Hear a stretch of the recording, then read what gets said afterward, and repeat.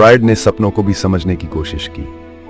उन्होंने सपनों के विश्लेषण को साइकोएनालिसिस का एक महत्वपूर्ण हिस्सा माना। उनके अनुसार सपने हमारे अवचेतन मन की खिड़की हैं, जो उन इच्छाओं, भावनाओं और विचारों को प्रकट करते हैं जिन्हें हम अपने जागृत अवस्था में दबा देते हैं। उन्होंने अपनी पुस्तक द इंटरप्रिटेशन ऑफ ड्रीम्स में इस विषय को विस्तार से समझाया। फ्रायड का मानना था कि हमारे सपने केवल आकस्मिक घटनाओं का परिणाम नहीं है, बल्कि ये हमारे भीतर की छिपी हुई इच्छाओं और संघर्षों का प्रतीकात्मक रूप होते हैं। फ्रायड के अनुसार सपनों का मुख्य उद्देश्य हमारी अवचेतन इच्छाओं को व्यक्त करना होता है। उन्होंने ये कहा कि जब हम जागृत अवस्था में होते हैं तो हमारा ईगो इन इच्छाओं को दबा देता है, क्योंकि वे सामाजिक या नैतिक रूप से स्वीकार्य नहीं होती। लेकिन जब हम सोते हैं तो ये इच्छाएं प्रतीकों के माध्यम से प्रकट होती हैं। उदाहरण के लिए, यदि किसी व्यक्ति को अपनी किसी इच्छा को लेकर अपराध बोध है, तो वह इच्छा सपने में किसी और रूप में दिखाई दे सकती है। सपनों को फ्रायड ने दो भागों में विभाजित किया, मैनिफेस्ट कंटेंट और लेटेंट कंटेंट। मैनिफेस्ट कंटेंट वह हिस्सा है जिसे हम सपने में स्पष्ट रूप से देखते हैं। यह आमतौर पर अजीब और प्रतीकात्मक होता है। लेटेंट कंटेंट वह छिपा हुआ अर्थ है जिसे समझने के लिए सपने के प्रतीकों का विश्लेषण करना पड़ता है। उदाहरण के लिए, यदि कोई व्यक्ति सपने में पानी देखता है, तो यह पानी व्यक्ति की भावनात्मक स्थिति या अवचेतन इच्छाओं का प्रतीक हो सकता है। फ्रायड ने सपनों के निर्माण की प्रक्रिया को समझाने के लिए ड्रीम वर्क नामक एक अवधारणा पेश की। ड्रीम वर्क वह प्रक्रिया है जिसके माध्यम से अवचेतन इच्छाएं प्रतीकों के रूप में प्रकट होती हैं।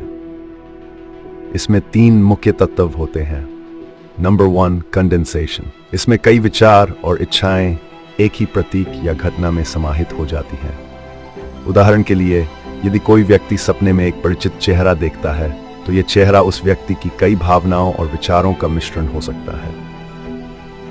Number 2, displacement. इसमें एक विचार या भावना को किसी और वस्तु या घटना पर स्थानांतरित कर दिया जाता है। उदाहरण के लिए, यदि किसी व्यक्ति को अपने जीवन में किसी समस्या को लेकर चिंता है, तो यह चिंता सपने में किसी अन्य रूप, जैसे कोई डरावना जानवर, के माध्यम से प्रकट हो सकती है। Number 3, symbolisation. इसमें सपने की सामग्री को प्रतीकों के माध्यम से व्यक्त किया जाता है। फ्रायड ने कहा कि कई प्रतीक हमारे अवचेतन मन की सार्वभौमिक भाषा है। जैसे सीढ़ियां जीवन में प्रगति का प्रतीक हो सकता है और गाड़ी चलाना जीवन की दिशा का प्रतीक हो सकता है। फ्रायड का मानना था कि सपने हमारे मानसिक स्वास्थ्य के लिए आवश्यक हैं। उन्होंने कहा कि सपने हमारे मनोवैज्ञानिक संतुलन को बनाए रखने में मदद करते हैं, क्योंकि ये हमारे अवचेतन मन को एक सुरक्षित रास्ता प्रदान करते हैं जिसे वह अपनी दबाई हुई इच्छाओं और भावनाओं को व्यक्त कर सके। सपनों के विश्लेषण का उद्देश्य व्यक्ति की गुप्त इच्छाओं और संघर्षों को उजागर करना है। उदाहरण के लिए, यदि कोई व्यक्ति बार बार एक ही सपना देखता है, तो यह उसके अवचेतन मन में मौजूद किसी विशेष समस्या या चिंता का संकेत हो सकता है।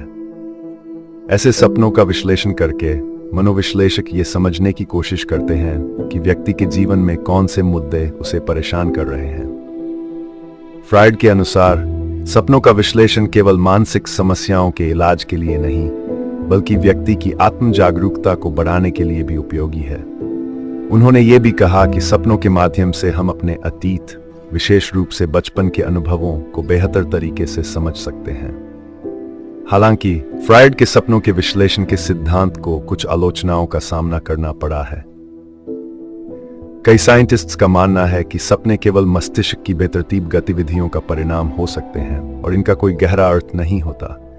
लेकिन इसके बावजूद फ्रायड का दृष्टिकोण आज भी मनोविज्ञान और मनोविश्लेषण के क्षेत्र में एक महत्वपूर्ण योगदान माना जाता है। इस प्रकार फ्रायड का सपनों का विश्लेषण न केवल हमारे अवचेतन मन को समझने का एक तरीका है, बल्कि यह हमारी भावनाओं, इच्छाओं और संघर्षों को सुलझाने में भी मदद करता है। सपने हमारे मानसिक संसार का एक जटिल और रहस्यमय हिस्सा है, और फ्रायड ने इन्हें समझने के लिए एक नई दिशा प्रदान की।